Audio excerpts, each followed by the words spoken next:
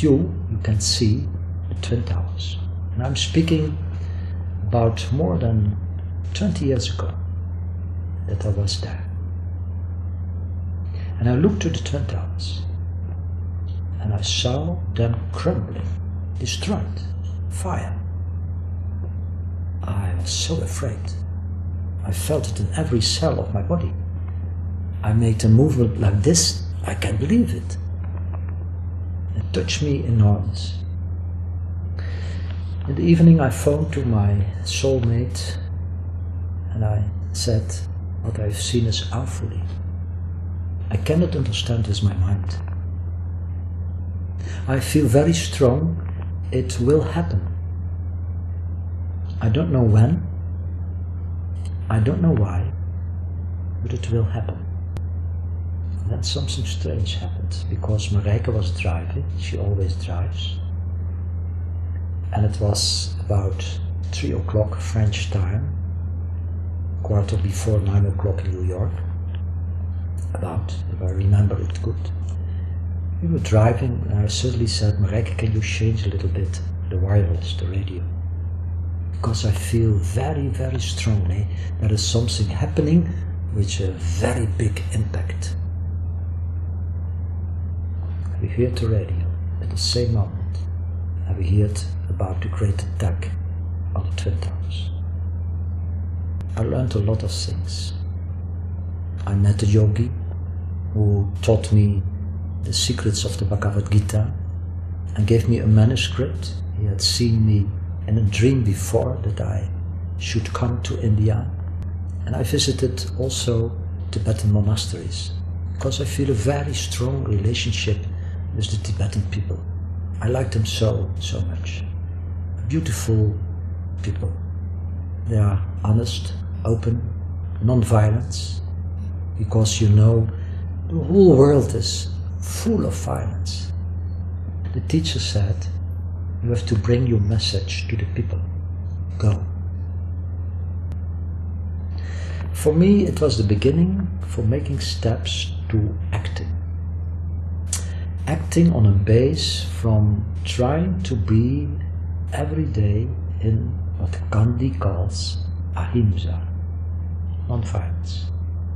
Because what I understand in my discovery in the secret lodges, like Skull and Bones, I read in the period from them the protocols. I read a lot about the hidden forces on the background behind the Council on Foreign Relations, the United Nations, the European community, and then suddenly you understand the whole plate. You understand everything. And then you understand on a deeper level that the forces behind the scenes are more deeper than people are thinking.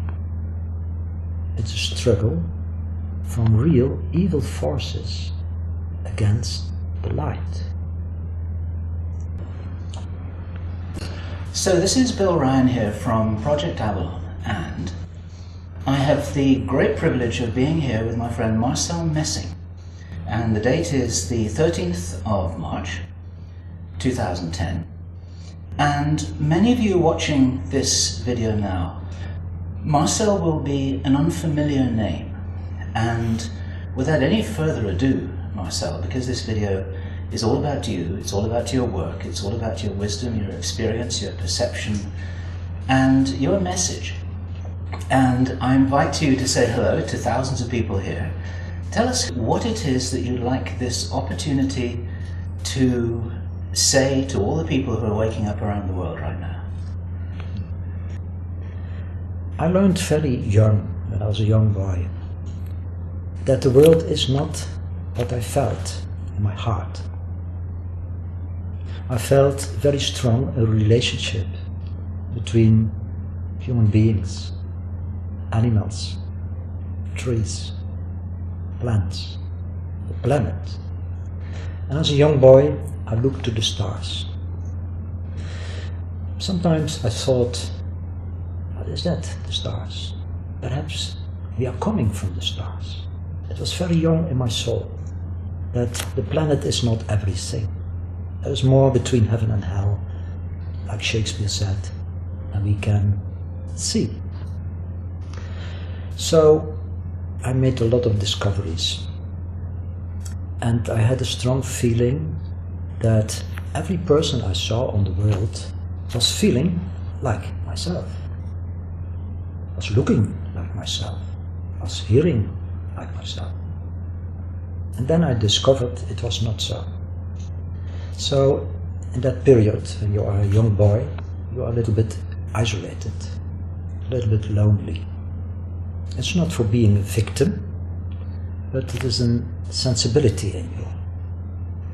And one day I decided very strong, or the people around me is crazy, or I'm crazy.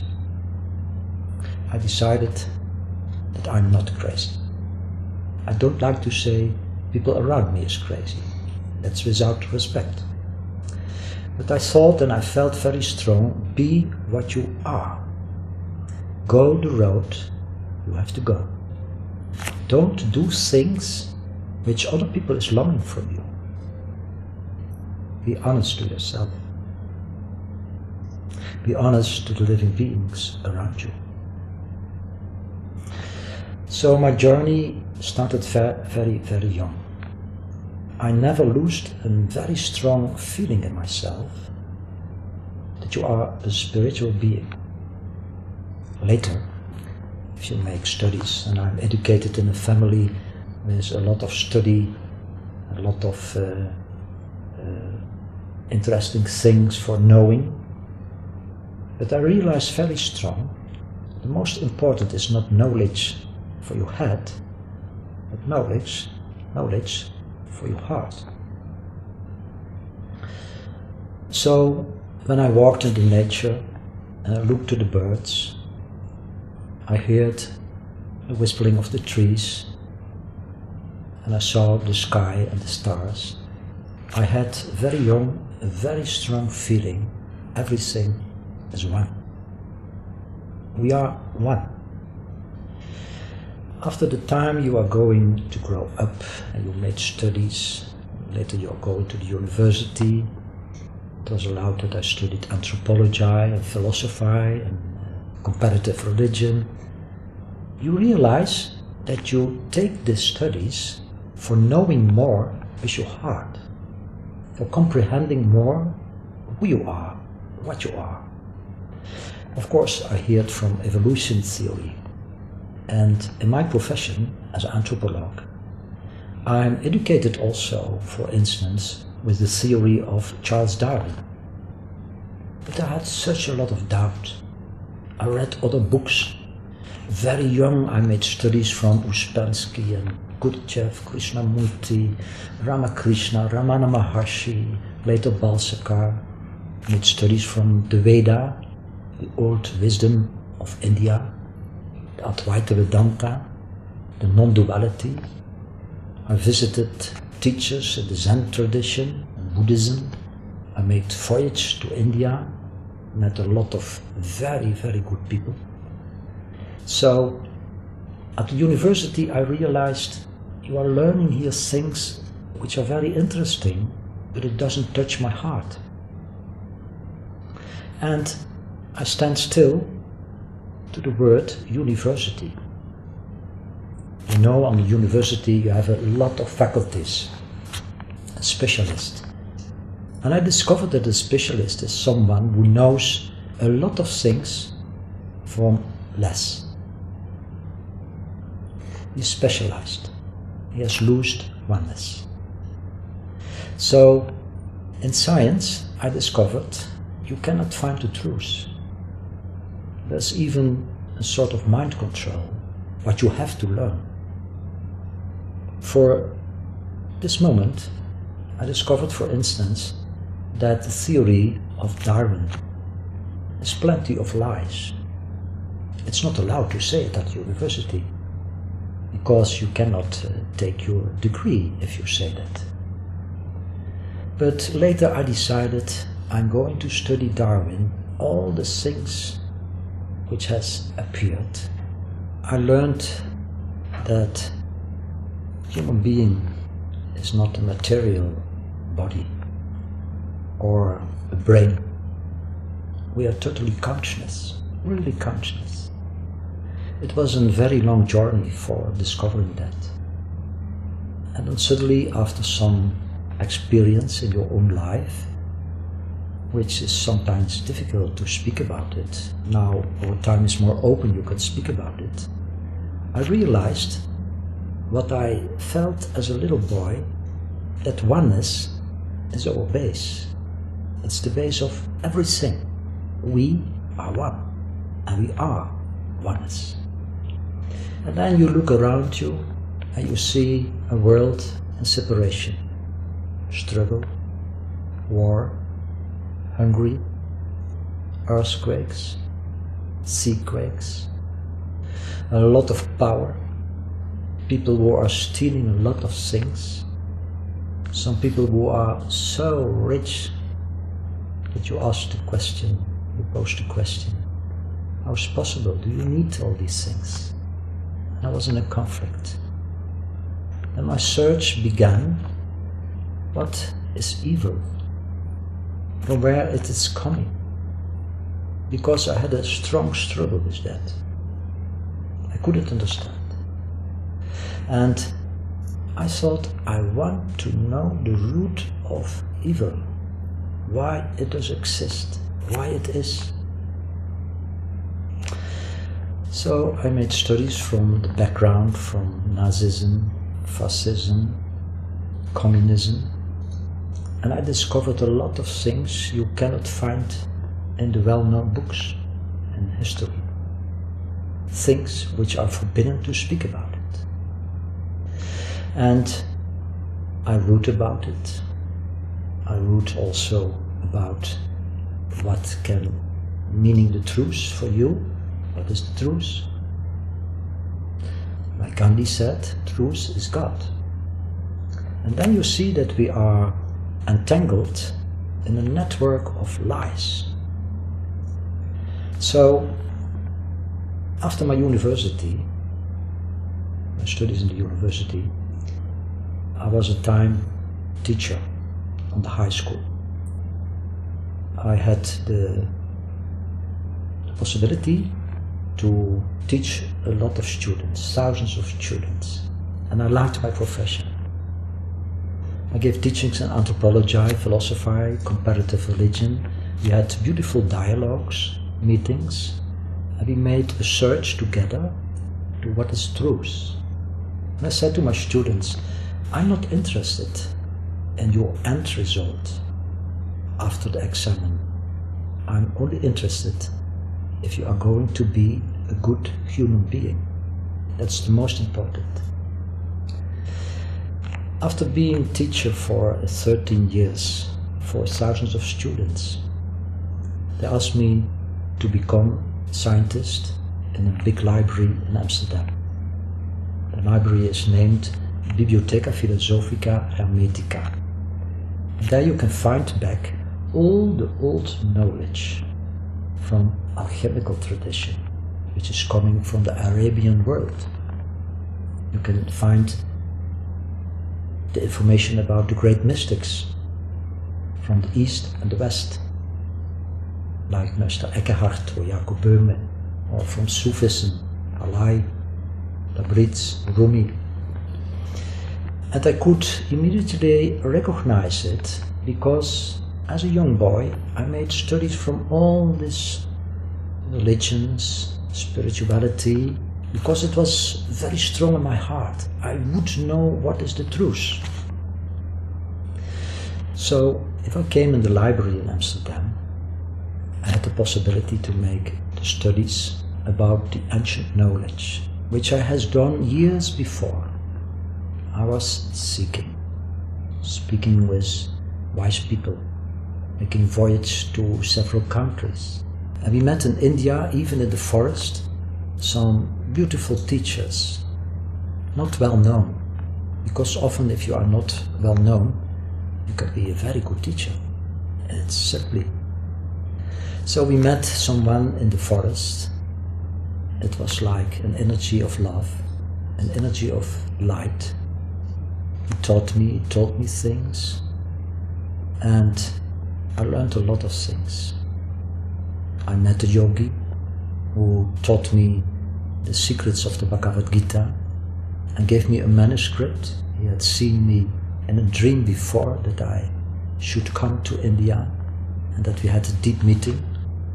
So, for instance, in that country, in my journey, in my discovery, I learned a lot of the treasures of India. And I visited also Tibetan monasteries because I feel a very strong relationship with the Tibetan people. I like them so much.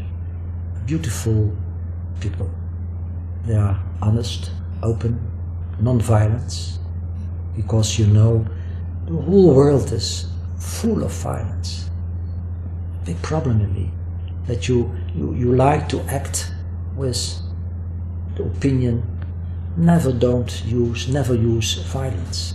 And then you see a lot of violence around you. And then I met Rinpoches, beautiful teachers, precious teachers, that's the name Rinpoche. And they taught us. They taught a lot of things which you can realize in your own consciousness. I talked with people who were tortured, and what they said touched my heart completely. That they could bring the torture to a higher level than their personality. That they do it for compassion for the whole world. So we could make some projects in India. We could build some buildings for helping the people. And on my journey there, I learned a lot of things. I learned what are mantras, what is Om Mani Padme Hum, that it is not only a word, but a vibration, a force. I learned what is Om, that it is also a force, and that you have to be in correspondence of the universe. If you want to speak about the Om, the word, you can find back also in the Gospel of John. In the beginning is the word. So that means a force of vibration, which is bringing harmony, which is harmony, the base of the universe. So my journey was not only theory, it was also praxis. And if I came years later in the library in Amsterdam, then I was continuing the journey. Life gave me a lot of chances, a lot of possibilities. And I felt very strong, what I heard also in the forest in India. The teacher said, you have to bring your message to the people. Go. When we were in the plane, after leaving India, he died. And I realized very, very strong what he has sowed in my heart. Tell the people the truth and use stories for comprehending, for making it easier to understand. After 4 years being in the library in Amsterdam, something very strange happened. I had contact with a lot of people in Europe, also in the United States, and they asked me to go to New York for a Grail manuscript from Du Bourgon. My colleague and me, we went to New York, and after looking and seeing and studying the manuscript from the Grail, from Dubourg. The Grail is a very important symbol in the Western culture, like you can see in Chrétien du Troyes, or in the history of Wolfram von Eschenbach. And the third manuscript was Dubourg, the Grail manuscript. After talking about the manuscript, I went to the Empire State Building. I don't like these things. I feel me very strong a stranger in the technological cities. It's not my world. I like the forests, the mountains, the trees. I speak a little bit the language of the birds. I speak with the animals. I feel a very strong contact with them. So if I am in a big city with high towers, I feel immediately that's not in the measure of human being. I prefer the oaks, the trees, the birds, the crying of the eagle, and the language of the deers. So I was high in the tower of Empire State Building, and I looked, and in the view you can see the Twin Towers. And I'm speaking about more than 20 years ago that I was there. And I looked to the Twin Towers, and I saw them crumbling, destroyed, fire. I was so afraid. I felt it in every cell of my body. I made a movement like this, I can't believe it. It touched me enormous. In the evening I phoned to my soulmate and I said, what I've seen is awfully. I cannot understand with my mind. I feel very strong, it will happen. I don't know when, I don't know why, but it will happen. After that, it went out of my system of consciousness. And after the four and a half year working in the library, in the Gnostic tradition, where you can really understand the beautiful manuscript from the Divina Commedia from Dante, the original, the manuscript, with the designs of Botticelli, where you can make studies in the real Grail manuscripts. Even that famous writers came to our library, like Eco, for writing his book on the rose, because all the manuscripts are there.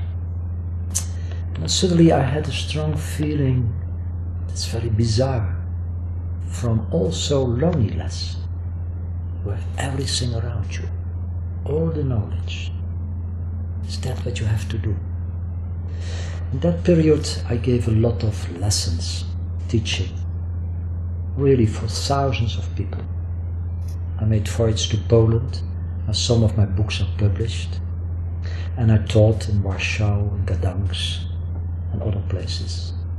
And we had wonderful meetings there. I went to other countries for talking about the essence of life. That we are here on this planet for doing what the Eastern people is saying, our dharma, our inner duty. Every person on this earth is having a dharma, a task.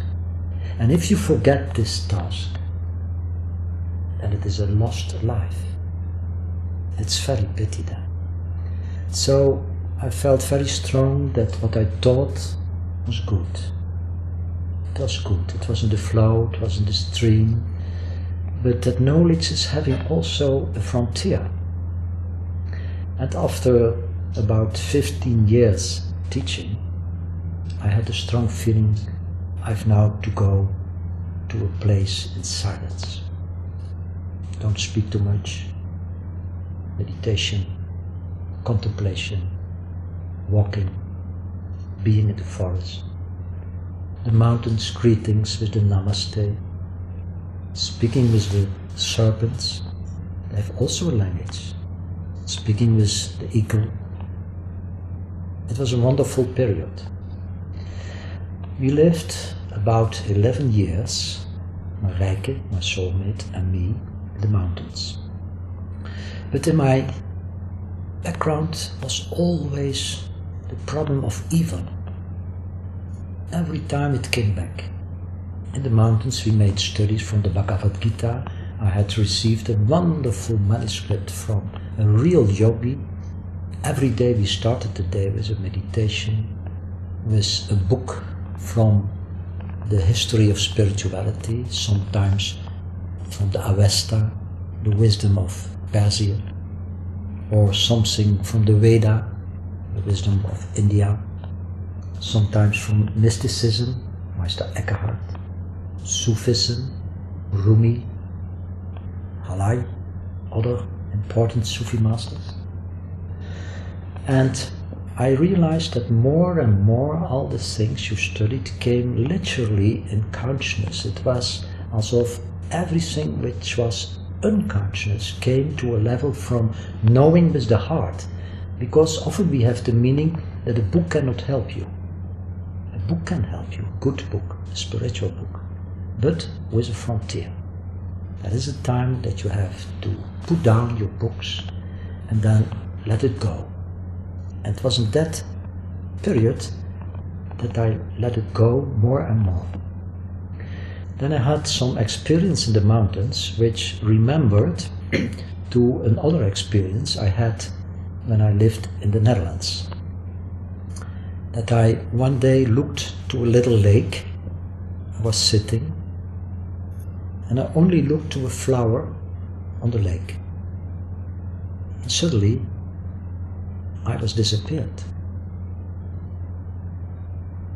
It's a very curious experience, and even if you talk about experience, you know now it's wrong, because you cannot talk about the experience. So what I am telling in essence is a lie, that I cannot use another way to tell something what was in the experience. Everything is love. Everything is light. Everything is perfect. And it takes 10 days in my physical body to ground the experience. Happily, I had not teachings at this period. I felt it very strong in my body. Even I felt so strong, if you want, and at the same time it's not you who says it, you can leave your body and you are away. But something kept me down in my body. My heart was beating enormous. And I felt in the same situation, I don't need a medicine. It's not a question of health, it's an other phenomenal happening in your body. At that time, I wrote in 10 days the book Forest of Initiation. It's in the background of India that I've written it, and the person who plays a role in it, Jayana, it's something about my own life. It was the teacher in the forest who said, you have more to speak about your own experience so people can understand, because I didn't dare it, I didn't do it. In my experience it was something you keep it for you alone and for a little group of friends. So after some period I dared to speak about it. And when we were in the mountains, suddenly I got a deeper experience, but not positive. It was so anxious. You were thrown down in what you can call later the abyss. It's not having a fundament. It doesn't stop. And again, the beating of the heart. And it was happening in the night, especially in the night. I stand up and I went to walk outside the forest for moving. And after that, it became in rest in my body. And there was the restoration of the contact with everything what is. In that 11 years that we lived in the mountains, we made little excursions with a little group of people.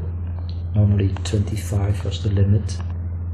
And then we visit the caves in the south of France, the high mountains. And for instance, with a little group, we went to the top of a mountain, and then I asked the people, please be in silence. If you go upstairs, try to say nothing. It takes a lot of energy, and it's better to hear what nature is telling to you. On the top of the mountain, I often tried to teach, not in the sense that it was prepared. So let it happen. It was a beautiful time that we were in circles sitting on the top of mountains. We listened to all the voices of the nature, because nature is speaking every day. Because we are so noisy, we lose every contact with the voices of nature. If you really listen to a tree, you hear his voice. If you really listen to the whispering of the leaves from a tree, you hear a message. It's not so strange that in the past people had oracles which were based on the leaves in the trees, because they could hear the language from the wind, like the Indian people say. The Indians often say, you Western people, you have lost everything because your cities are so noisy.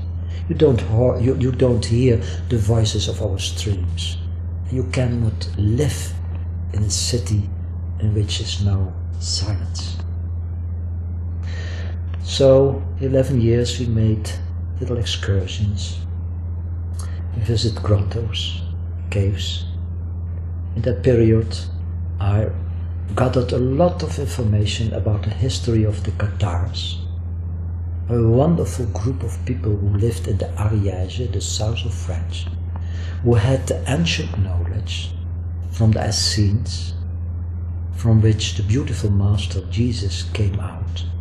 Forbidden knowledge in the Roman Catholic Church, because if you have to know what he really was, that he was also a poet. If you read in the Essene Gospels, you meet a poet from the level of Rumi and Tabriz and other ones. No, we have crucified, for instance, Jesus twice by churches, organizations, and we have lost his political language.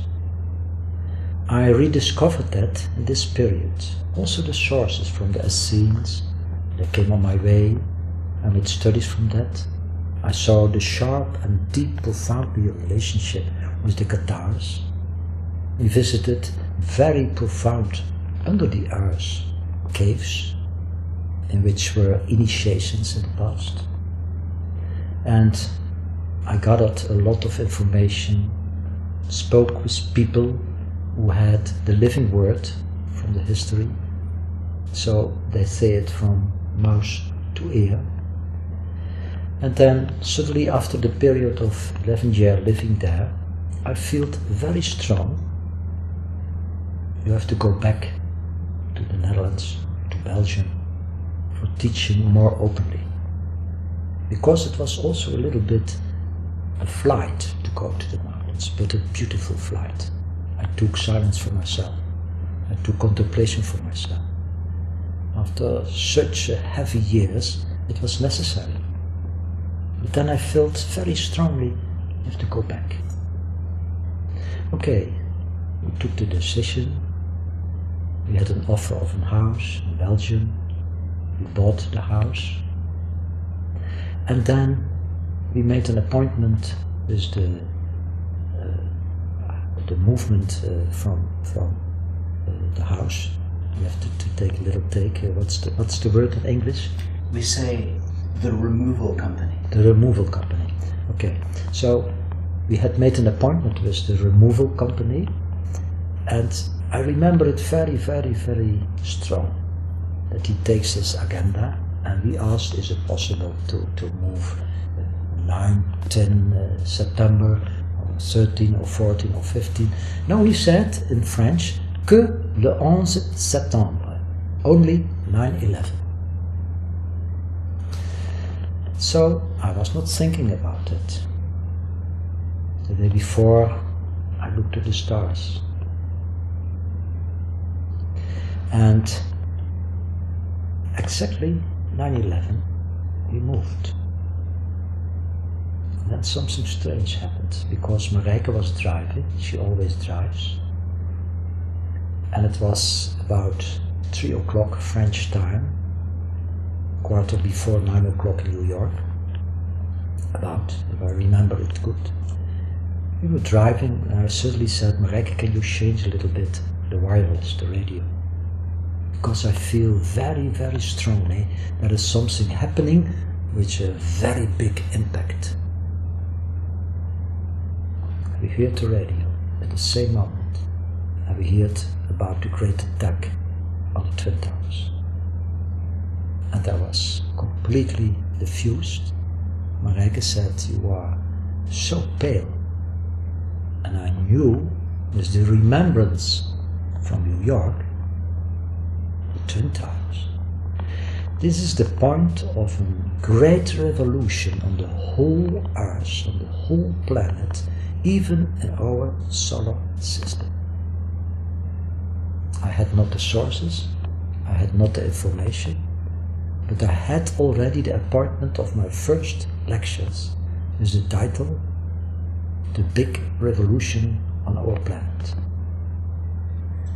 And if I can take the risk of interrupting this beautiful introduction that you're giving to your life and your work and your philosophy, that revolution was also a personal revolution for yourself, wasn't it? Because it sort of made the connection between yourself as a spirit, as a student of spiritual matters, to the fact that your dharma was to take action on planet Earth with your feet on the ground. Is that correct? Would that be a fair summary? Absolutely correct. Because in the past, I was more a person who contemplate, meditate, gave a lot of teachings in the absolutely consciousness that you yourself have to learn also every day. You must not make yourself bigger than you are. So you are a student and you teach. But I felt very strong after my journey, after my search to the cause of evil, that it was evil. I had the absolutely consciousness, this is manipulated. This is manipulated. What we see on the television some days later, and they repeat it and repeat it and repeat it and repeat it. Why they repeat it? For put it down in your consciousness that you are anxious. It was the start of the war of terror. The war on terror I described in one of my books, Will We Awake? I never would have written a book like that if I didn't realize it's not a political war. It seems a political war because there were a lot of signs. The first terrorism, the first collapse of economical factors. But we don't realize that all we see outside is the projection of the inside, of consciousness, which is not totally awake. So then I suddenly understand what are the forces behind the scene. That's very strange. My first reaction was not angry, but compassion. I cannot say that it was every day. Sometimes I was not in harmony, that I thought how people can do this. It's so cruel, so gruesome. And you know more than most people is looking on the television and what the press is writing.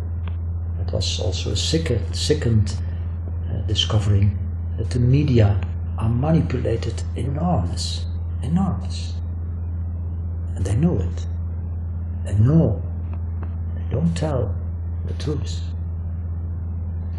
For me, it was the beginning for making steps to acting.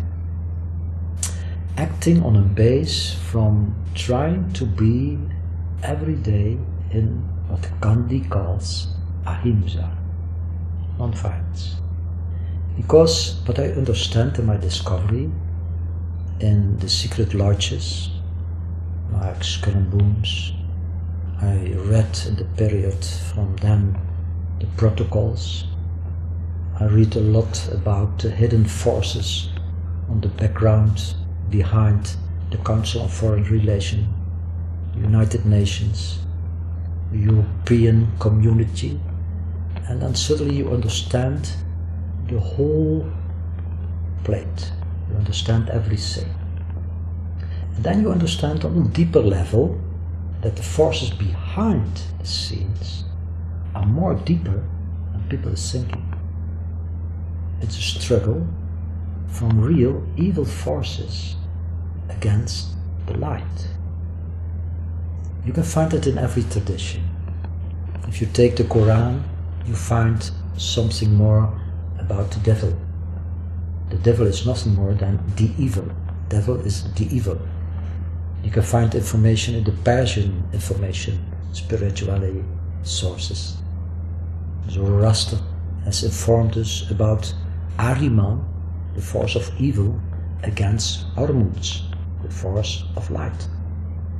You can find it in the sutras of the Buddha, when he talks about Mara, the bad spirit, which is a big force in the universe even. Of course, I had made studies also from the fallen angels, from Lucifer. And most people are thinking that's only a story.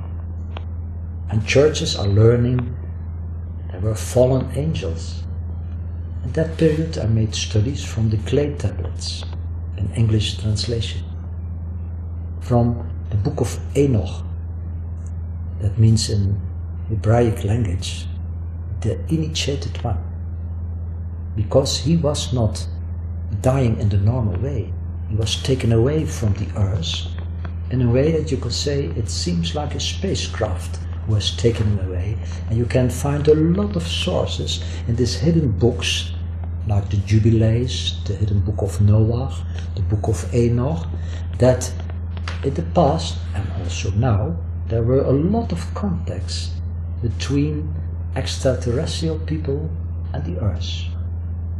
By the way, I feel very strongly that perhaps this year or next year the disclosure will be completely, that everyone is going to know what is the hidden history of the real extraterrestrial.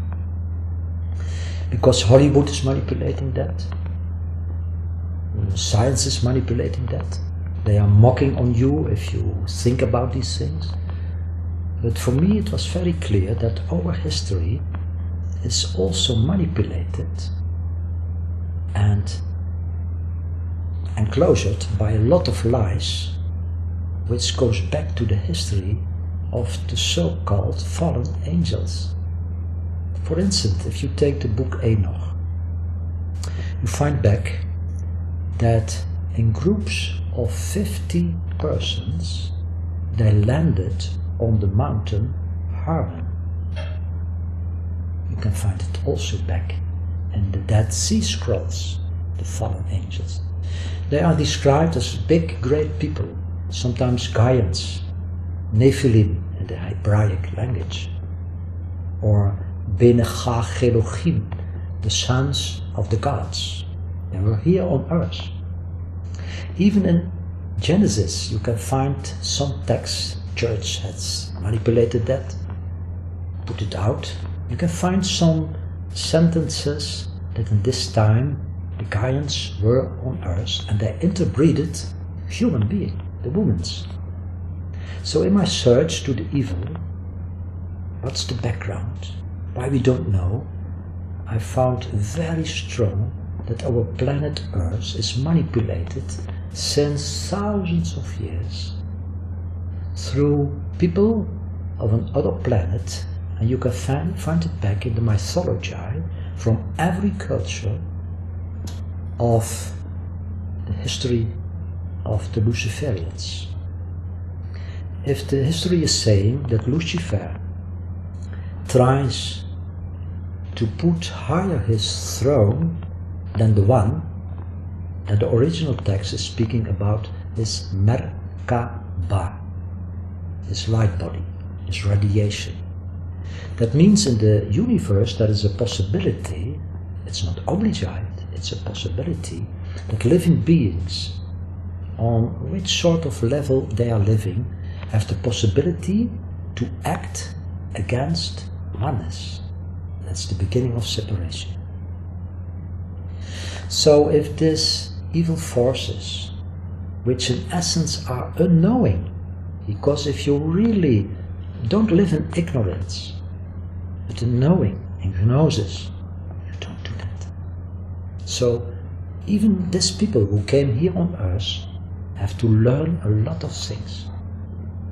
But they had a strong longing to possess our planet, to possess the solar system.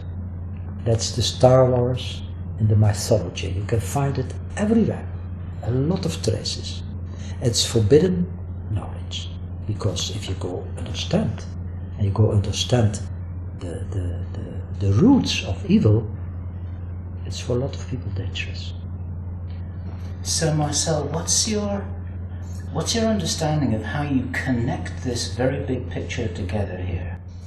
Because a little earlier you were talking about the shock and the wake-up call that you had, and of course thousands of other people had, on the morning of 9/11, and immediately after realizing that there was something badly wrong here. It wasn't the war on terror, it was the war against the citizens of the planet. Yeah. And now you're talking about the ancient roots which have been recorded in many different cultures, the visits from extraterrestrials. Many people refer to them as giants.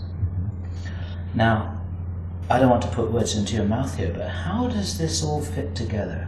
What's the connection between those ancient times and the modern times? What is the secret knowledge, and what is it that what's the core of the lie that we're being told?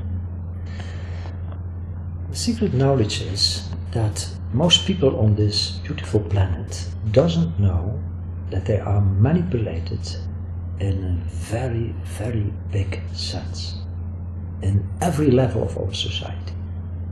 And if I speak about the giants or Nephilim, you can find also beautiful text in the texts of Nag Hammadi, where they have found beautiful text in the neighborhood of Cairo.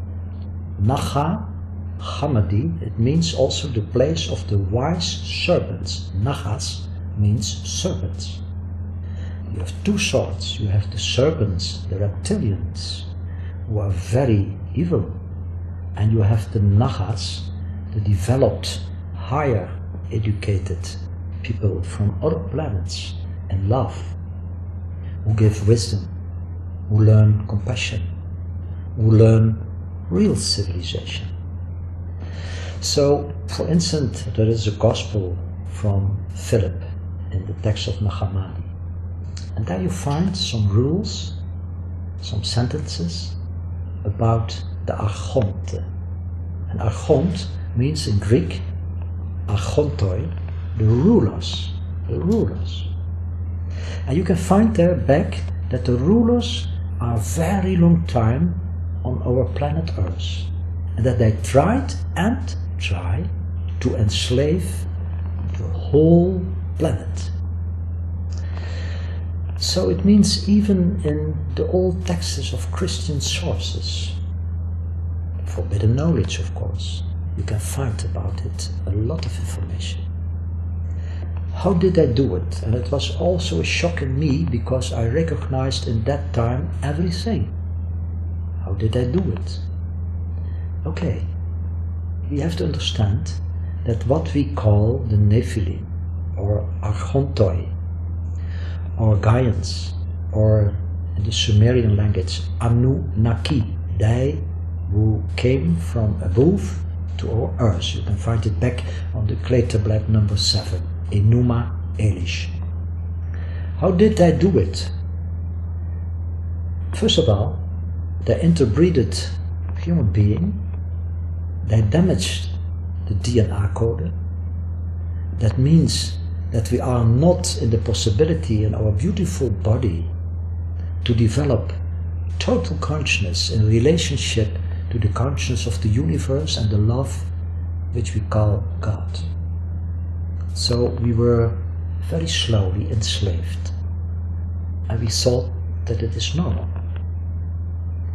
If you make studies of this history, and we make a big jump to our time, after 9/11, you see very quickly the system of control, Patriot Act, biometrical passport, scanners, more satellites, homeland security, cooperation between secret services, a lot of things as data banks, DNA banks, and not everyone is comprehending what is the force behind it, like the sources of Nag Hammadi is describing, that these Archontoi, these Anunnaki, these serpents of evil, try to enslave the people here on the planet.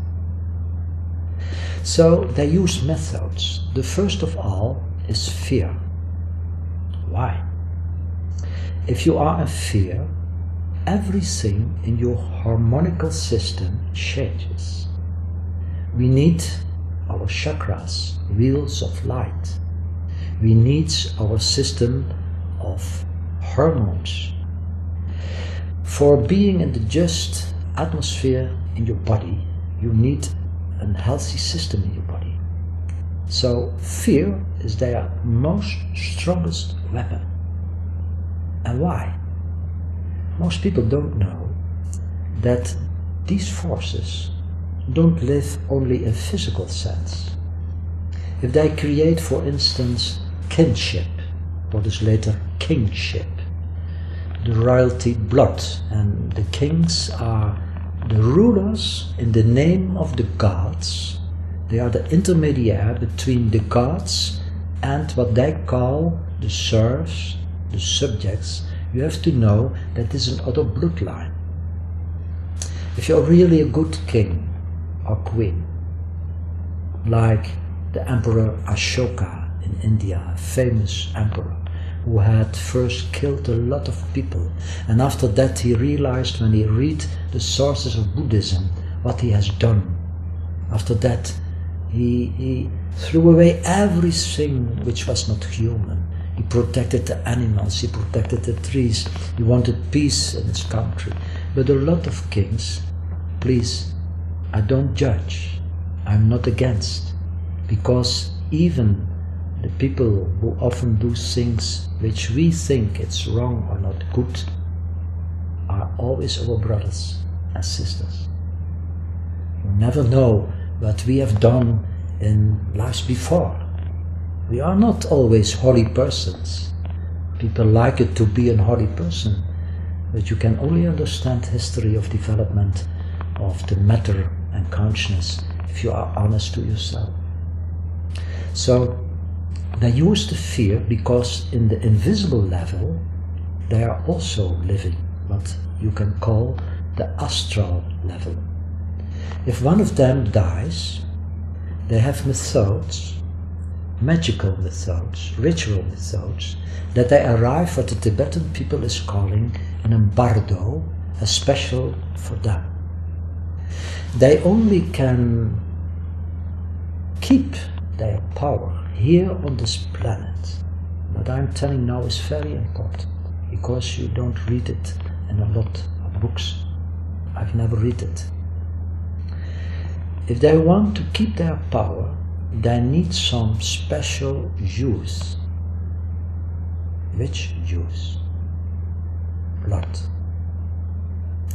If you read the book of Goethe, Faust, then there is a passage in Goethe's Faust that Faust has to sign a contract with the evil. And then he takes his feather and he wants to sign. Then the evil says, no, don't sign with your feather. You have to sign with blood. Why? Goethe was an initiated person. If Goethe is saying, auf Deutsch, Blut ist ein ganz besonderes Saft. That means in English, blood is a special juice.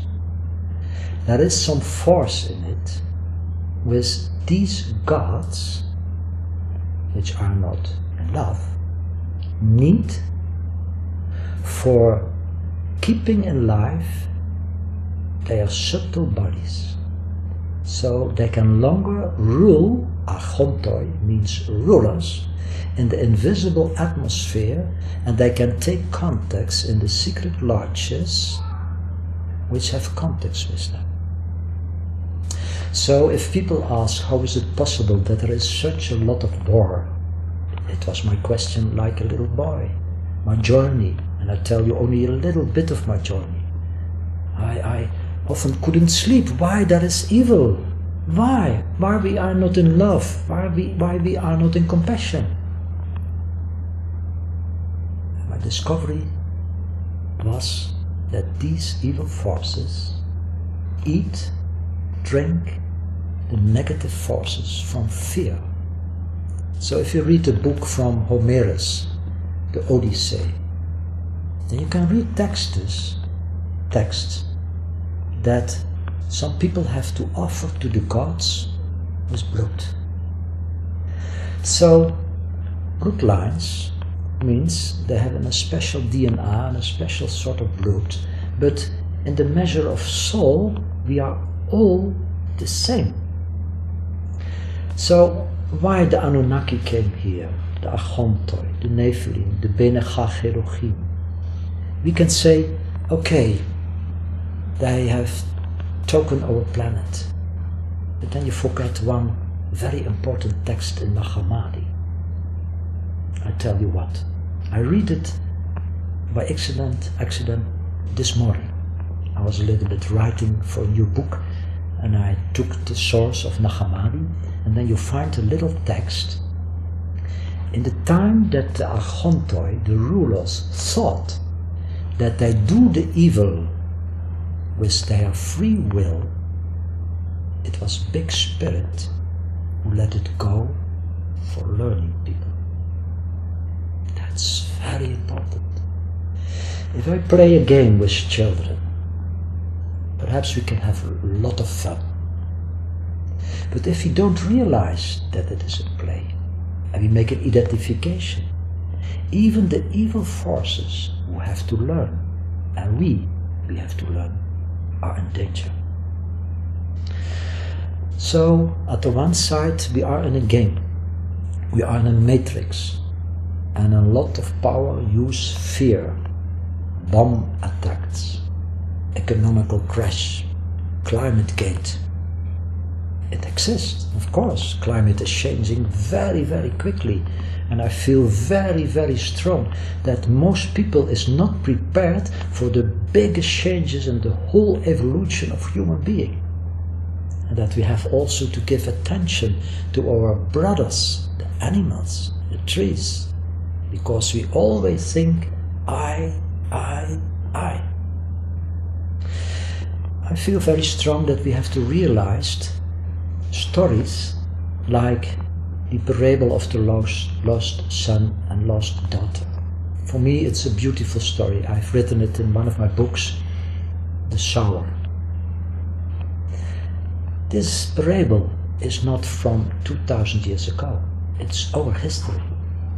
Because the story is saying very simply, we left our palace of light and love. So that means we came also down to this planet. We came here with an aim for learning, for exercising compassion. Because most people think, okay, you are total consciousness, we are everything, that's right. as I can feel it a little bit after the experience. I told you a little bit, and I know what I told is not complete and not right, it's only words. But there is more. The knowledge we can understand on this beautiful planet, we can transform in wisdom. So it's also the discovery of God, and we are the hands and the eyes and the voices of this oneness, can learn in his own wisdom. That's very difficult for people to believe that and to understand. It seems some heresy, because we have a very dogmatical opinion about what is. For instance, if we take a beautiful text, what is called a logion in the Gospel of Thomas, the pupils are asking to the Master, please explain us what's the Father. And you have to know, if Christ is speaking about the Father, he speaks in the same time about the Mother. And then he says, the Father-Mother is rest and movement, silence and word.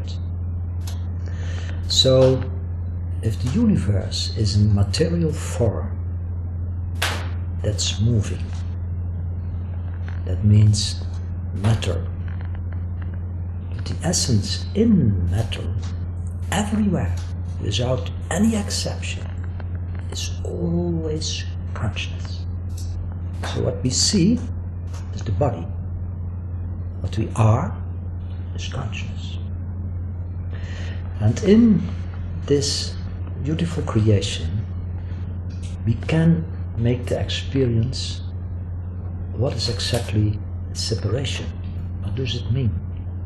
So if the parable of the lost son and the lost daughter is saying that we left our light palace, and Christ is saying we are light, you are light in light, and you can find it in every tradition of spirituality, everywhere, then it means that if we descend to this planet, and we are a spiritual being, we are not descending from an ape. Persons who like to tell it, okay, take the conclusion for yourself, but not for me. If you want to believe that you are the descendant of an ape, it's for you, not for me. We are a spiritual being, and we got closest of matter. In the parable it means you loosed your light body. That's what the Tibetan people calls rainbow or diamantical body, or the Egyptian tradition Merkaba. And when you came on this earth, you started with eating other food, heavy food. The parable is speaking about swine food. That means no vitamin, no living food, dead food. And it changes everything in your body, in your consciousness. So this little parable is saying you lose not only your possibility of the light body, you are heavier and heavier in matter. So if the Anunnaki forces understand this also, and they like to take us in slavery, they develop, with their money, systems for staying in matter, like nihilism, like Nietzscheism. The philosophy of Nietzsche is pure atheism and materialism, or communism, or absurdism. That means they play the game that we don't wake up. They know exactly how they can create philosophies, theories, like the protocols is saying. We let them believe in Darwinism and Nietzsche and communism. But if you are really in your consciousness, you know that's a big lie. If the story, the parable is saying you lost your treasure, that means in the Eastern tradition you lost your cities, your spiritual possibilities. We have internet, We have GSM, UMTS, satellites. But we have lost the possibility that we can see with the third eye through matter. So we trust our technical evolution, and they like it. They give you everything. They give you internet, they give you a GSM, they give you satellites, they give you technology, nanotechnology. It's not bad. It's not bad or good. And at this time we have to use it perhaps also. But if you use it, do it in a conscious way. Because at this moment, for instance, you can reach a lot of people if you use internet in a good way. But use it in total consciousness. It's a temporal instrument. So the story says that time is coming that the lost son and daughter will awake. You can find the same story in the Eastern tradition. I told it to you this afternoon that I found this morning a beautiful story in the tradition of the Mandeus. The Mandeus is a group like the Essenes. And they speak about Mandachahai. And Mandachahai means God, inner knowledge, gnosis. And there you find the story that the prince leaves the Palace of Light, that he comes in matter, that he visits Egypt and other countries, that he changes his food, and he forgot his destiny, and he didn't remember it. What was your first question? What are you? Who are you? He was so profound in matter that he forget the question which the Father Mother has said. Okay, we take a time your light body. You can read it in this beautiful story. You take your light body. You go with a matter body and other subtle bodies, but you lose a little time your light body. For you have to be very profound in matter, in the situation of separation. You lose everything. His memory. What is the father, mother, the king and the queen in the palace doing? They sent an eagle, and in the back of the eagle is a letter. Of course the eagle is big spirit. The letter, they are the messengers. A lot of messages, plenty of love are coming every time to our planet. The Buddhas, the Krishnas, Christ, the Mohammeds, other teachers. They come here for learning us in a system which is good at that time, but later you have to grow up and coming beyond every system of religion. Because, remember, you are a spiritual being, not a member of a group, not a Catholic, not a Hindu, not a Buddhist, not an Islamist. You are free, spiritual being. So the letter says, in the back of the eagle, please come home. Please come home. It's enough. It's enough. And then the story tells how the prince is coming awake. And then he received again his light body. And then he comes home, and the other brother, like the parable of the lost son, that is his real archetype, his real consciousness, is in total peace. What was the discovery? The movement of God. So we have rest and movement, silence and word. The movement of God, in which is total consciousness, is a little time separated and doesn't know what he is, but always there are signals in the beautiful universe to wake up, to call up. Please, wake up. I told you also this afternoon a little story I like very much from the Maya tradition. It's very popular at this moment, 2012. I think a lot of things they are telling are completely right. But people don't always understand what they really are saying. Because a lot of people are thinking 2012, that's the end of everything. No, that's wrong. the big changes, so biggest, and there are coming a lot of them. Please don't stand in fear. You have to comprehend, because the other forces try to bring fear. We have to comprehend that it is a normal cycle. And the Mayas, for instance, are learning that there is a strong energy coming now to the earth from the Pleiades, and we know with the scientific sources that is the photon belt.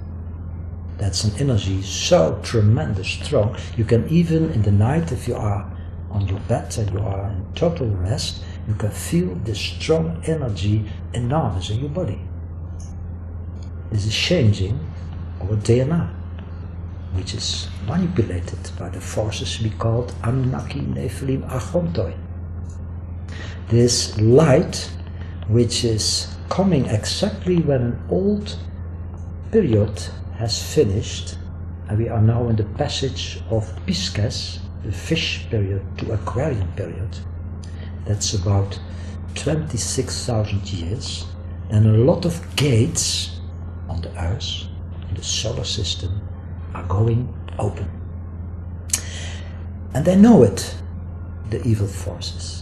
They know that a lot of gates are going open now, and they know that 2012 is the point of changing, that we are in a total other constellation from our solar system to the heart, Hunapka, say the Mayan people, of our Milky Way. It's a changement enormous. I feel it very strong also in my body that every day more and more, every week more and more, the earth has started the big changes. Earthquakes more and more, extreme weather patterns, sometimes manipulated by the evil forces. But the most important is that in this period we have to cooperate. We have not to be in fear, because the evil forces are learning us also something. That if we are going in separation, then we are slaves. If we are going to cooperate, if we are going in our strengths, in our spiritual strengths, that we can have compassion because they are also our brothers and sisters, that we can have forgiveness, that we even can try to be in love. How difficult it is, because sometimes very gruesome things are happening, very gruesome. They are offering every day so much of blood and wars and children and animals. For instance, if religions are killing animals for their gods, they don't know that there doesn't exist any God in the universe who likes that you kill, that you slaughter an animal for giving him blood. But there are Anunnaki forces who like the blood of animals. So all the great teachers learned, don't kill animals. And they did it for two reasons. They have right on their lives. And the second, they only said in a secret group who could understand, it's food, drinking for these forces. So the young boy who made the search, wherefore there is evil, discovered that it is a possibility in the universe, in the play of forces, and that evil only can exist if people is not awake. If people is in ignorance, if people don't know how invisible atmospheres are working in our material atmospheres. And if we understand that, then understand we also what the Maya people is saying, that 2012, that's the year of the return of Quetzalcoatl, that is their serpent god, who is having feathers. Some people are thinking, oh, that's an Anunnaki god, a reptilian. Perhaps. I think it's something else. In the alchemistical studies you can find a snake who bites in his own tail. And it means that we are not living in a linear time from the past, now and future. That's what modern science has learned us. But we are in a sort of matrix and a recycling system, a box, and every time if 4 great periods has finished, what the Hindu people calls yugas, and on a bigger level kalpas. You can find it in the Babylonian science from Berossos when he speaks about the big period of the universe. If it is finished, and now in our time it is nearly finished, that means a big period from 26,000 years and bigger has been finished. We are in the passage of Iron Time, the time of evil, the time of not knowing who and what you are, the time of slaughtering, the time of murdering, the time of loneliness, the time that there is not a good relationship between woman and man, the time that young people are becoming gangs or don't know what they have to do on our planet. There are sometimes so beautiful people here.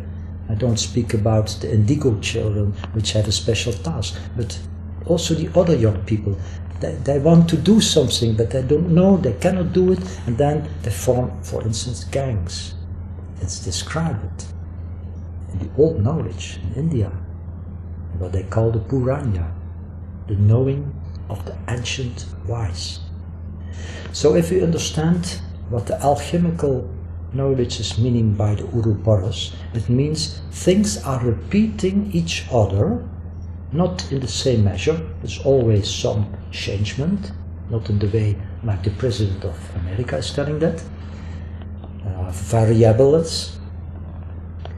At the end, you stay in the box if you don't rebirth. Because what people doesn't know, and I learned it very strongly also from Buddhism, we are the producers of mind energy. And as long as our mind is having as a base desire, we feed our desires. If the Buddha, for instance, is speaking, there will come a time that you stop with that. He calls that nirvana. That means it finished. The Cathars called it andura. That is an Occitan word and means you stop with it. Because you see the system of recycling, and what we call reincarnation is true. It exists, but it makes not free. So when I taught the time with the Tanka of the Buddhists, you see in the nucleus of the Tanka, the people recycling. A lot of people don't know that the people you see in the nucleus recycling in several conditions of consciousness is also the Buddha. So in the nucleus is also the Buddha, but in movement, in separation, in persons. The real Buddha is outside the Tanka, outside the cycle. That means our Buddha spirit, our cosmic consciousness, is the master of time and the master of space. And as long as we have desires to stay here on this planet, which is beautiful, but with desire, then we stay here. It's the gift from the universe. You like it?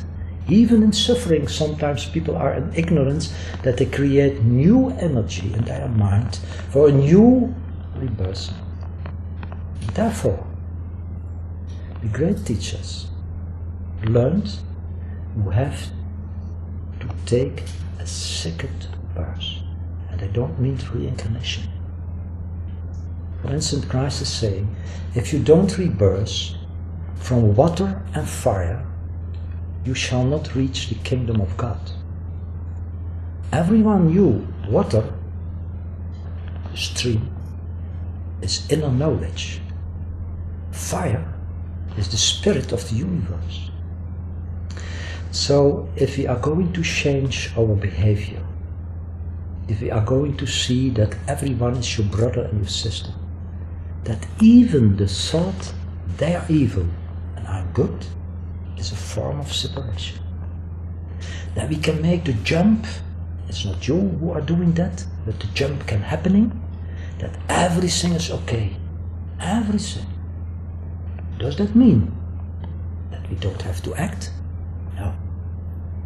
You can live in the same time in two levels. The level you know and the level from suffering. There's such a lot of suffering. And what do you like? You like that it stops the suffering, the pain. So then you are going to act, but in a way that you are not attached to the fruits of your acts. You try that you are a vehicle, that the great energy, the spirit of fire, is working through you. You are in real essence a persona, Latin for per, through, sonare, it's tuning through you. Now we have a very, very difficult time. But we never have to lose our hope. I can understand that some people lose their hope, because the pioneers which are here on our planet Earth have to do a tough job. Sometimes some of them are very tired, I can understand it. People don't know what they are doing, they are really heroes, not in personal sentence.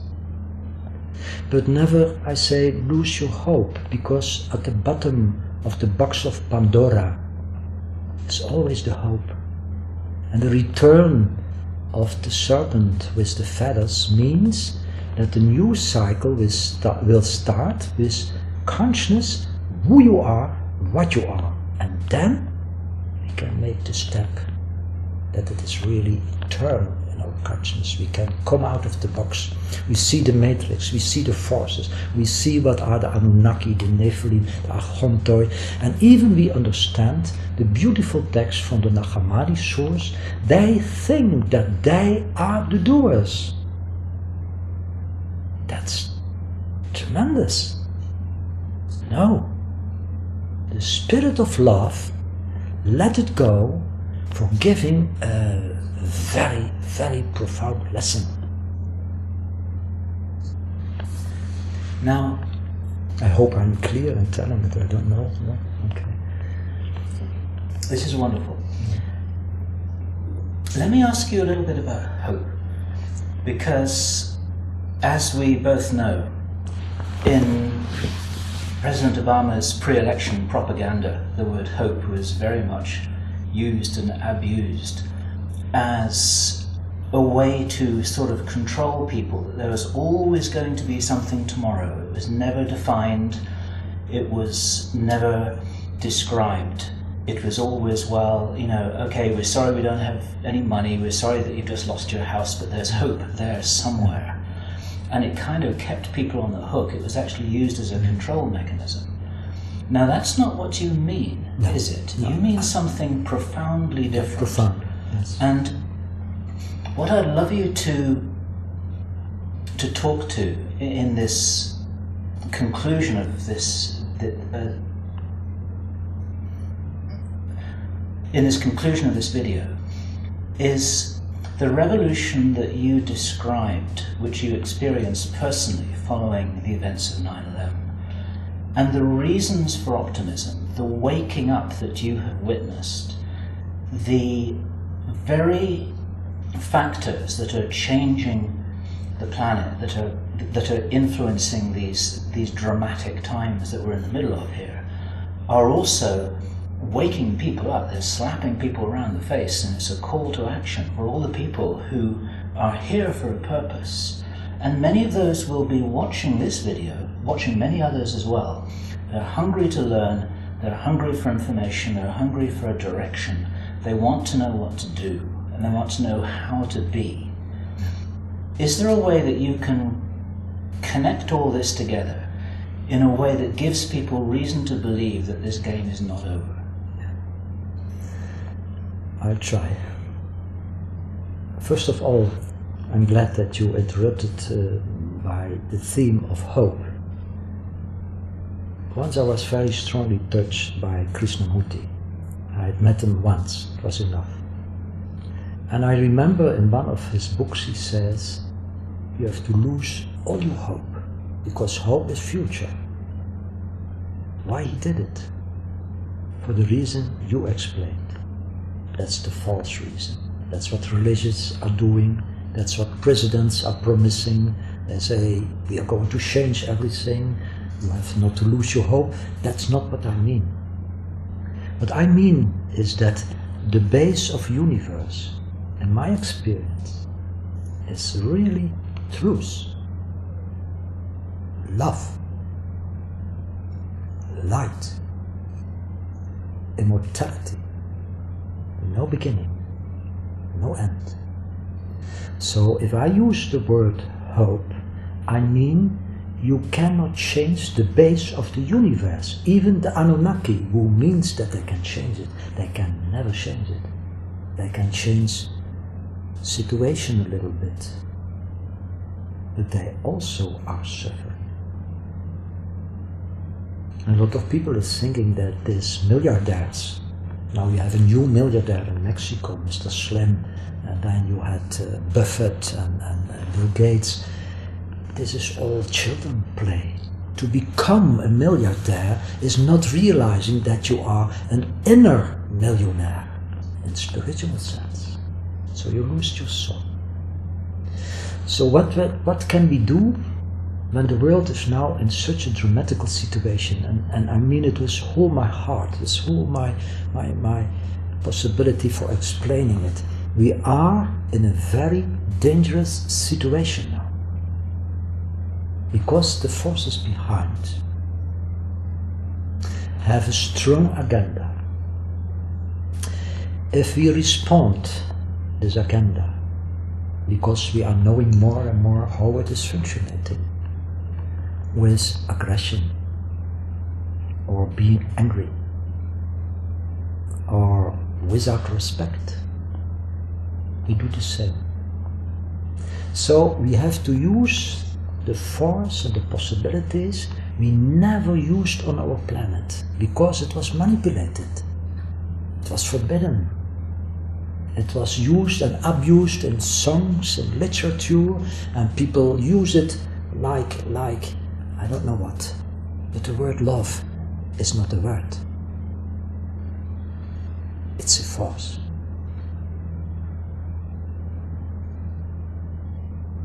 It's the base of the universe. So what we can do is going to the inside, in the same time contemplating, meditating, and acting, organize. Young people, I say often in Belgium, in the Netherlands and other countries, please organize yourself. Speak about the questions, speak about your fear, your feelings, tell each other, make studies, make also meditation. Start you coming together with a beautiful piece of music, what you like, what's beautiful for you. Please, in harmony, start with that. Start with a beautiful text and speak about it. Organize yourself, because the biggest force on our planet is that we organize the deepest feeling human being is having, love. The most critical period now in our evolution is asking not to spoil the energy of oil outside and gas. No, it is to use the oil inside the lamp of our body. We are the virgins, the wise virgins, the wise souls. And the bridegroom, that means nothing other else than an enormous energy, is going through our solar system, is going through our earth, is touching every living being. Also the persons who mean that they can rule, they are also touched. And I can tell you from the deepest of my heart, if you like it in the next years, 2.5 years, and then the biggest revolution has ended for a new possibility. If you like it to be in power, more richness, you are poor human being. So I look in the camera, and my message is also especially for them. I don't accuse, I don't judge. Please, if you hear this, look to yourself. Is this your destiny? Plundering the planet, taking away everything. The cause of hunger, the cause of weather changes. Is that your ultimate goal on the earth? I'm absolutely convinced. There are forces, plenty of love, will change all these situations, not like a deus ex machina and is coming here, okay, we are cleaning it for you. We have first of all to clean the planet by our free acting. Never forget it. Never say, leave it to God. In our deepest bottom of our heart is the spark of God. So we have to do the job. And we never can resolve the biggest problems which are now on our planet. By violence, by aggression. We lose the struggle. We have to go beyond the struggle. We have to go beyond religion. We have to go beyond political systems. We have to go beyond social systems. And the most important for the young people, we have to go beyond our fear. Come together. Meditate. Pray in the way you want it. Share your experience. Come together, international, national. The wake-up call is not for struggling with aggression, but for waking up in our consciousness, because consciousness is such a strong energy. It's the strongest energy in everything what is existing, in everything. So, back to the hope, because it is the base of life, not in the sentence from tomorrow it's coming your happiness. No, happiness is just now possible if we are going to awake. We are not separated bodies. We are not descendants of the ape. We are not persons catched up in matter. All these crazy theories, if you are really having a little bit intelligence, you throw it away. You are dead. Dead in the sentence of T-H-A-T, that means in Sanskrit language, you are consciousness, totally in love, in light. So at the end of our journey, and we are coming now in a situation of a certain end, all the factors of karmic patterns are coming together very quickly.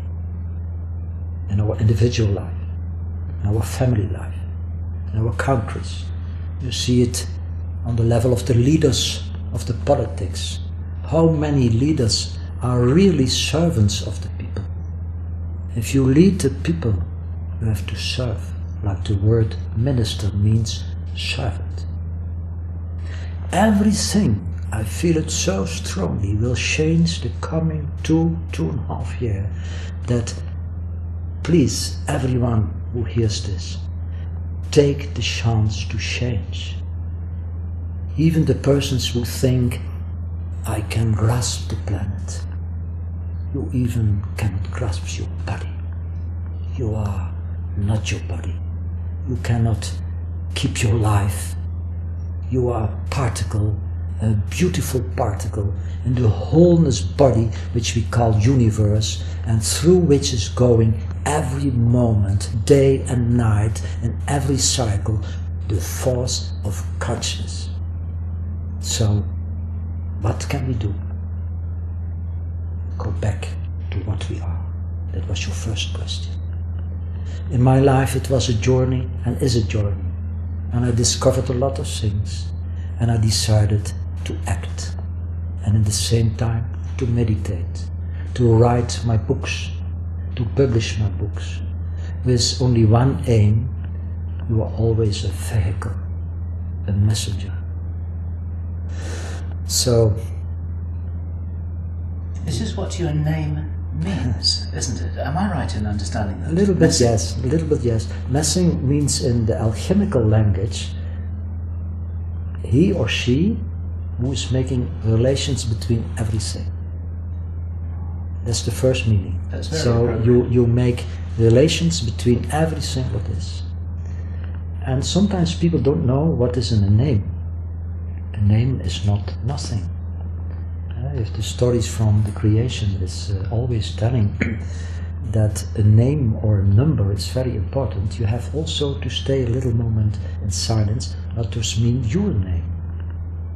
I will not say it's always valuable for every situation, for every person, but sometimes it's an agreement. So I feel I have to do. For me, there's no other way.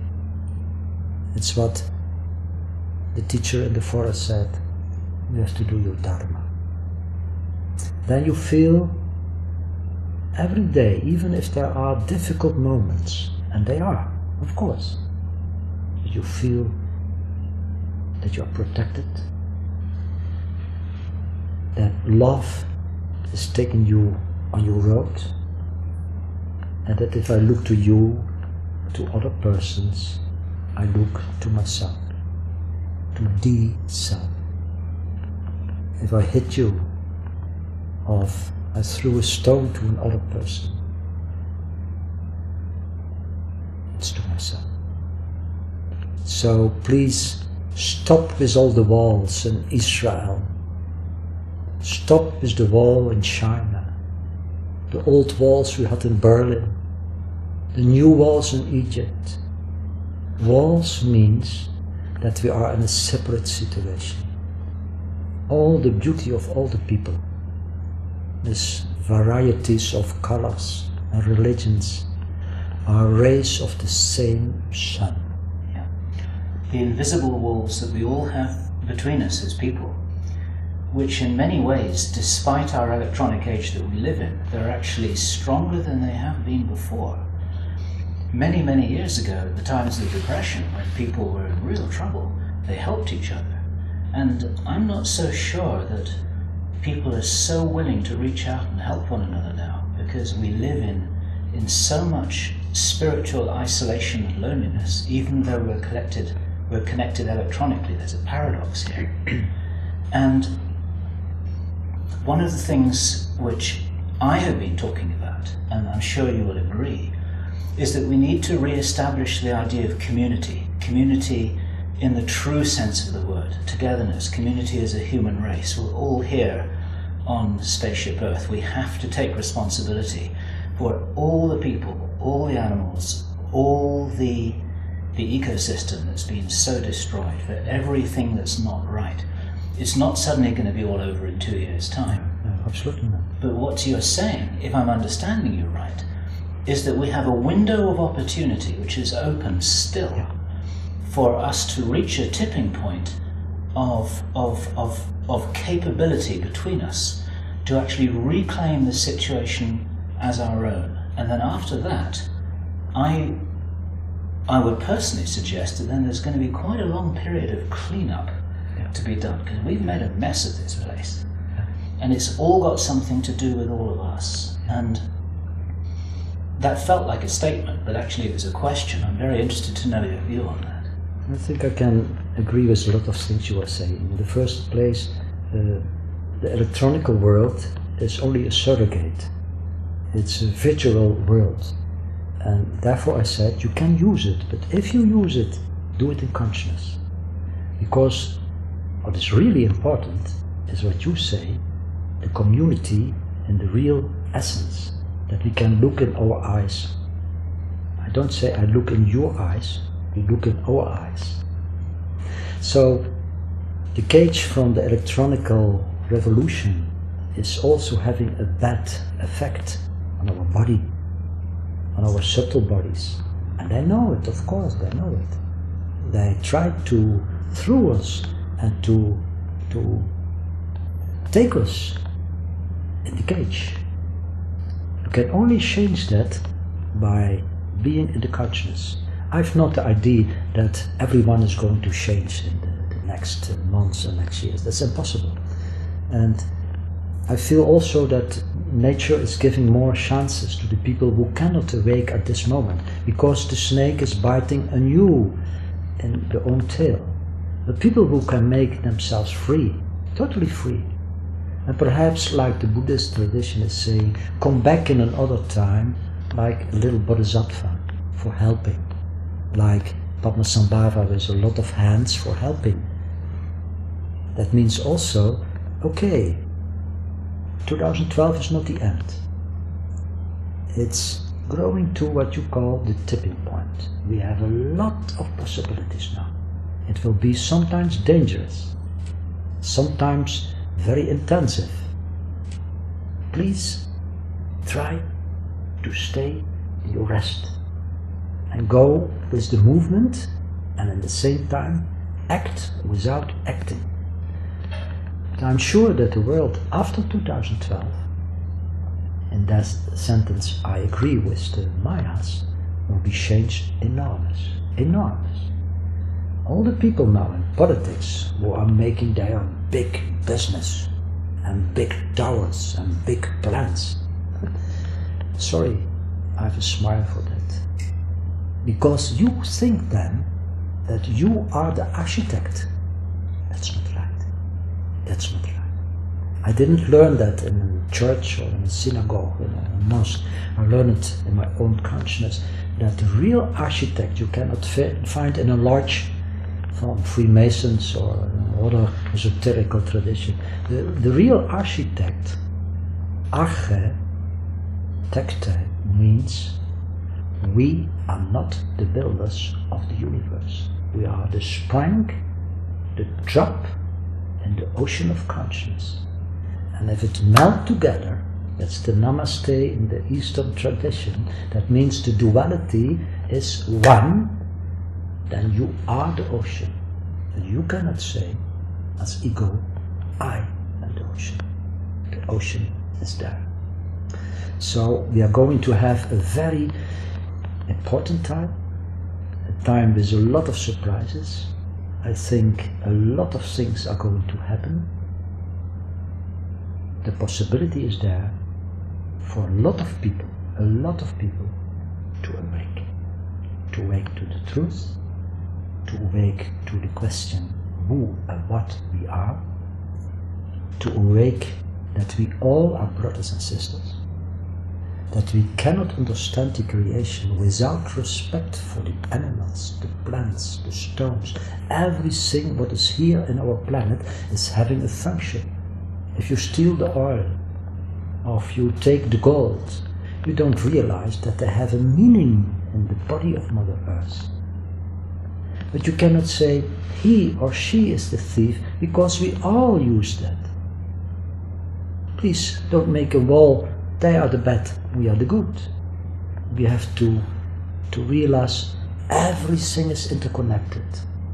That's what Buddhist teachers learned to me. Paticca samuppada. That means everything is having a consequence. I like to use the example that a little calf in a herd from, for instance, thousands of cows, every time find back the mother. So also the deeds find back the actor. What you sow, in that sentence you reap. Even the forces who think that they can rule the planet, never to forget that this order, and I don't speak about new world order, this order is the base of harmony in our universe. So what you sow, one day you are going to reap. And perhaps you think, oh, that can take a lot of time. It will come. So let us make exercise in more profounder things as compassion and forgiveness. Because we can help each other, and in that sentence also ourselves, if we can stay in the force of forgiveness. Because if we have not forgiveness, then the seed of karma will be the cause of a lot of new suffering. Only if we have really discovered the most profound bottom of why these things are happening, we are growing up in compassion, forgiveness, understanding. So that's a little bit not my message, but the message in what I feel the most important period of human evolution. Please stop with making your own big project. Listen to the voices of Mother Earth. Listen to the voices of our solar system. Look what is happening. Look what is happening with the sun. That he is changing enormous. Look to the planets, that they are changing enormous, that there is a revolution in our solar system. And what are the most people doing? Making new projects. Oh, that's totally crazy. Stop it. Listen. It's not too late. It's never too late. It's too late if you don't understand what I mean by never. Then the gates closed. Like you can read in the hidden gospel of Maria from Magdalena. She was one of the most wise women. She was made to a whore by the churches, but she was a high educated, initiated woman. And in one of the scriptures from her, the Pistis Sophia, you find a beautiful text. Please, in the end time, because that's the time that everything in karmic pattern will going to come to an end, go through the gate of light, because you never know when the gate will be closed. Take the chance. It's an adventure, a big possibility for stopping suffering. Marcel Messing, thank you so much. These are wonderful words. We're going to get this transcribed and translated.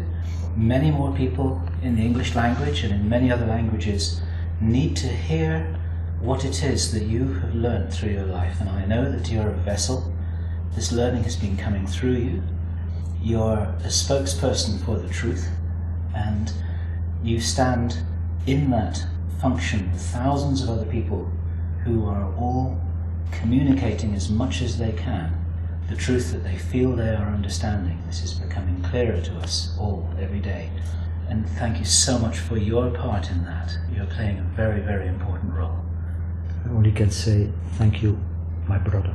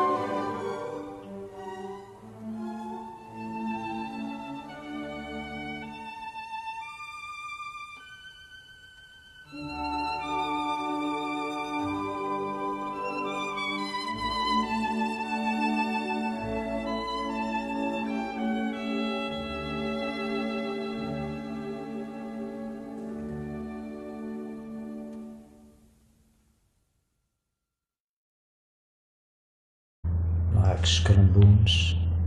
I read in the period from then the protocols. I read a lot about the hidden forces on the background behind the Council on Foreign Relations, the United Nations, the European community, and then suddenly you understand the whole plate. You understand everything. And then you understand on a deeper level that the forces behind the scenes are more deeper than people are thinking. It's a struggle from real evil forces against the light. So this is Bill Ryan here from Project Avalon, and I have the great privilege of being here with my friend Március, and the date is the 13th of March 2010, and many of you watching this video now, Marcel will be an unfamiliar name, and without any further ado, Marcel, because this video is all about you, it's all about your work, it's all about your wisdom, your experience, your perception, and your message. And I invite you to say hello to thousands of people here. Tell us what it is that you'd like this opportunity to say to all the people who are waking up around the world right now. I learned very young, when I was a young boy, that the world is not what I felt in my heart. I felt very strong a relationship between human beings, animals, trees, plants, the planet. And as a young boy, I looked to the stars. Sometimes I thought, what is that, the stars? Perhaps we are coming from the stars. It was very young in my soul that the planet is not everything. There is more between heaven and hell, like Shakespeare said, and we can see. So I made a lot of discoveries, and I had a strong feeling that every person I saw on the world was feeling like myself, was looking like myself, was hearing like myself. And then I discovered it was not so. So in that period, when you are a young boy, you are a little bit isolated, a little bit lonely. It's not for being a victim, but it is a sensibility in you. And one day I decided very strong, or the people around me is crazy, or I'm crazy. I decided that I'm not crazy. I don't like to say people around me is crazy. That's without respect. But I thought and I felt very strong, be what you are. Go the road you have to go. Don't do things which other people is longing from you. Be honest to yourself. Be honest to the living beings around you. So my journey started very, very young. I never lost a very strong feeling in myself that you are a spiritual being.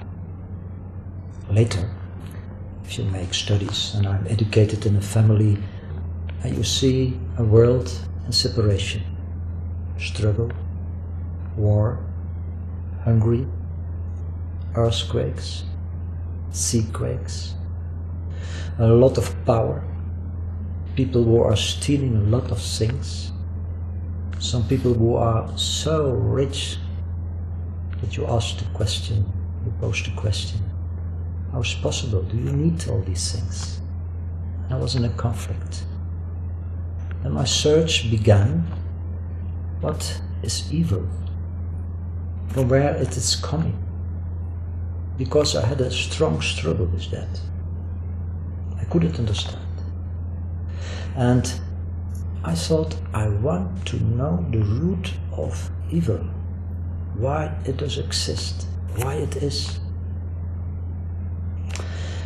So I made studies from the background, from Nazism, fascism, communism, and I discovered a lot of things you cannot find in the well-known books in history. Things which are forbidden to speak about it. And I wrote about it. I wrote also about what can meaning the truth for you. What is the truth? Like Gandhi said, truth is God. And then you see that we are entangled in a network of lies. So, after my university, my studies in the university, I was a time teacher on the high school. I had the possibility to teach a lot of students, thousands of students, and I liked my profession. I gave teachings in anthropology, philosophy, comparative religion. We had beautiful dialogues, meetings, and we made a search together to what is truth. And I said to my students, I'm not interested in your end result after the examen.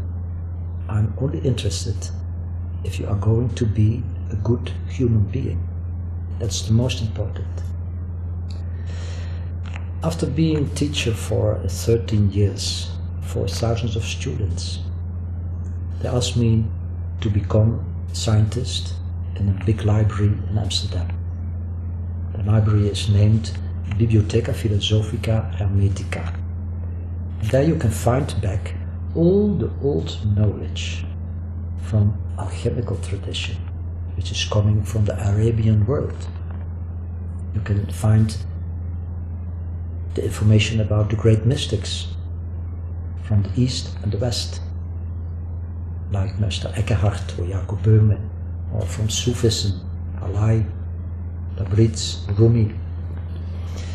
And I could immediately recognize it because as a young boy I made studies from all these religions, spirituality, because it was very strong in my heart. I would know what is the truth. So if I came in the library in Amsterdam, I had the possibility to make the studies about the ancient knowledge, which I had done years before.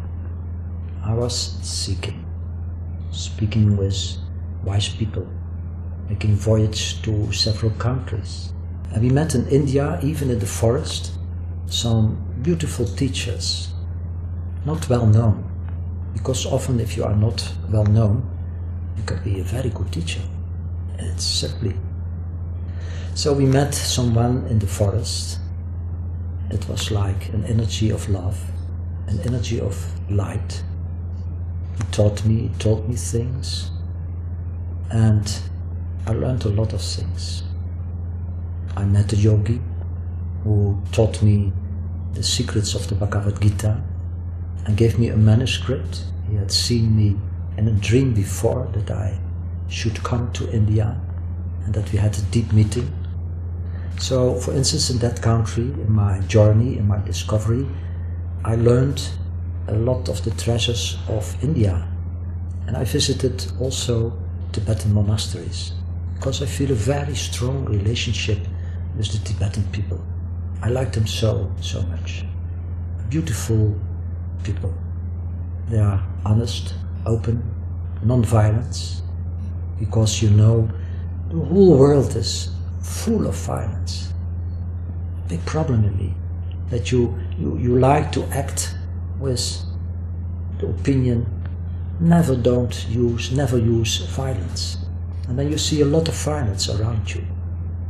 And then I met Rinpoches, beautiful teachers, precious teachers, that's the name Rinpoche.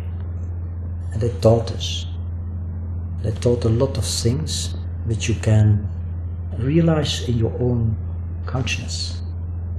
I talked with people who were tortured, and what they said touched my heart completely. That they could bring the torture to a higher level than their personality. That they do it for compassion for the whole world. So we could make some projects in India, we could build some buildings for helping the people, and on my journey there I learned a lot of things.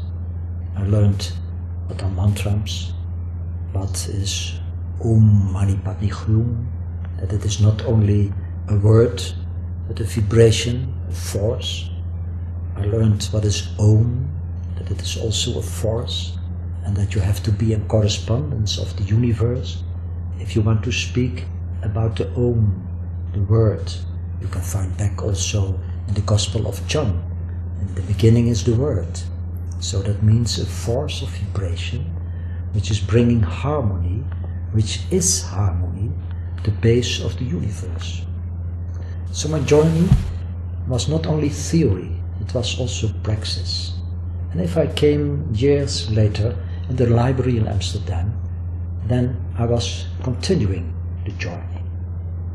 Life gave me a lot of chances, a lot of possibilities. And I felt very strong, what I heard also in the forest in India. The teacher said, you have to bring your message to the people. Go. When we were in the plane, after leaving India, he died. And I realized very, very strong what he has sowed in my heart. Tell the people the truth and use stories for comprehending, for making it easier to understand.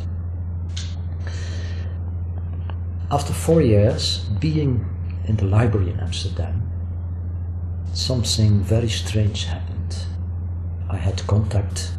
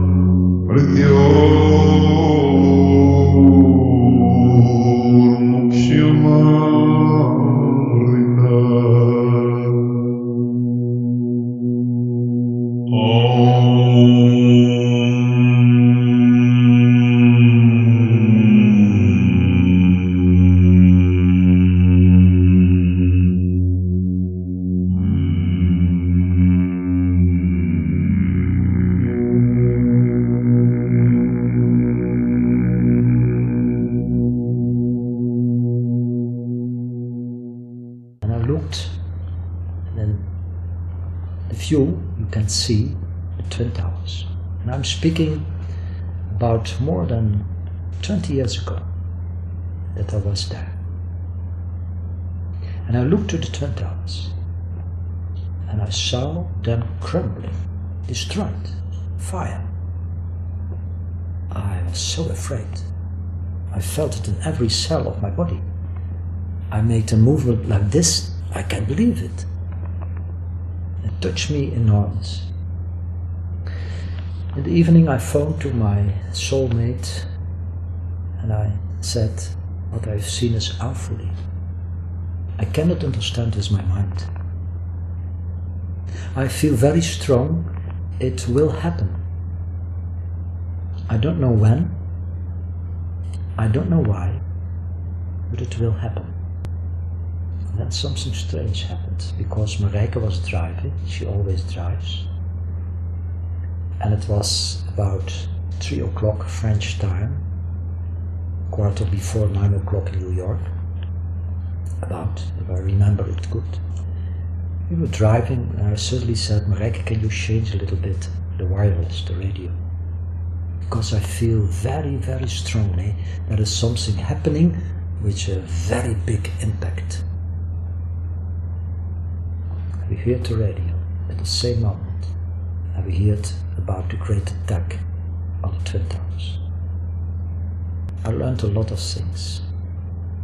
I met a yogi who taught me the secrets of the Bhagavad Gita and gave me a manuscript. He had seen me in a dream before that I should come to India. And I visited also Tibetan monasteries because I feel a very strong relationship with the Tibetan people. I like them so much. Beautiful people. They are honest, open, non-violence, because you know the whole world is full of violence. The teacher said, you have to bring your message to the people. Go.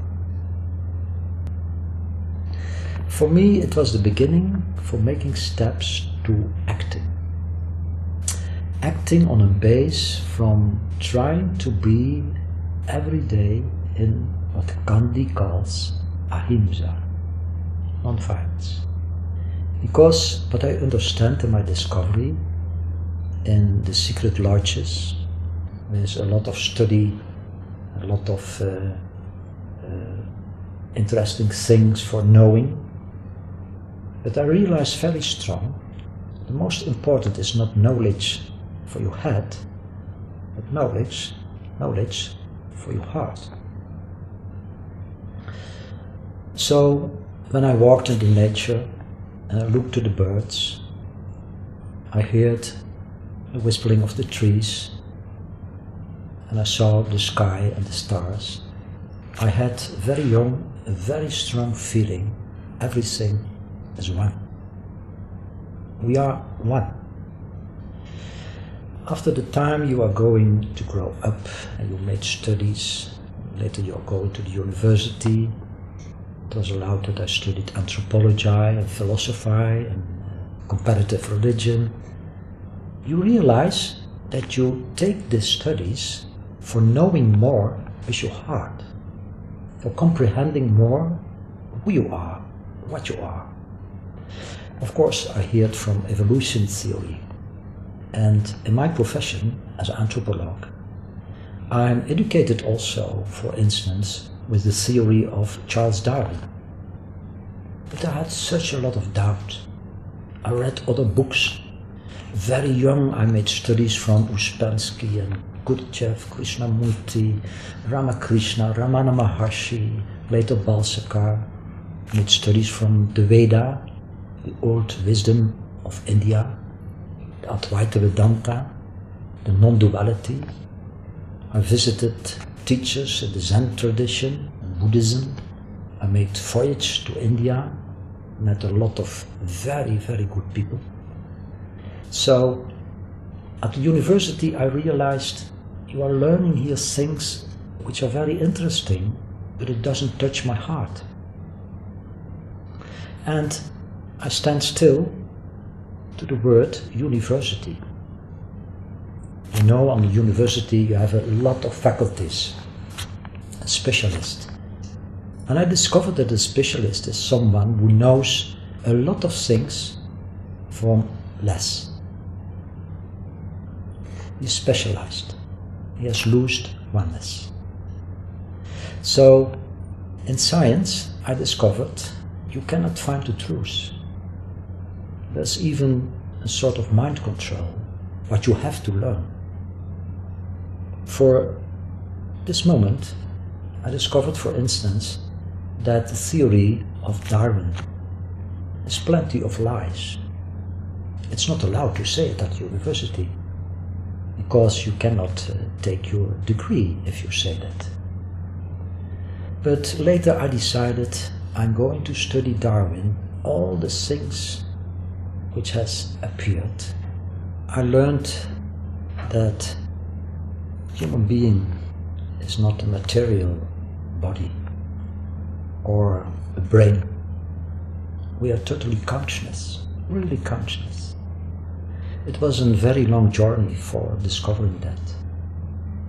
And then suddenly, after some experience in your own life, which is sometimes difficult to speak about it, now our time is more open, you can speak about it, I realized what I felt as a little boy, that oneness is our base. It's the base of everything. We are one, and we are oneness. And then you look around you